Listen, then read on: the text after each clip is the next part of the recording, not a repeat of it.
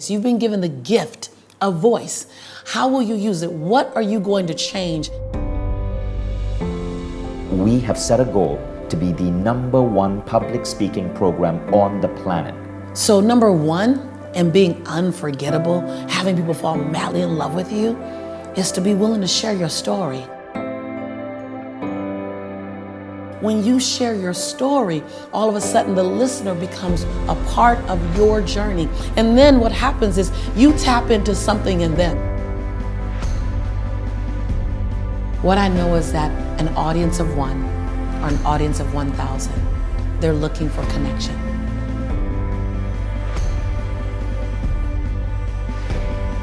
If you want to be memorable, you want to be unforgettable, you want people to fall madly in love with you, make a stand. So no matter what your message is, no matter who you're speaking to, no matter how many people are in your audience or your boardroom or your living room couch, the gift you give them that will make you freaking unforgettable and help them to fall madly in love with you is the gift of inspiration.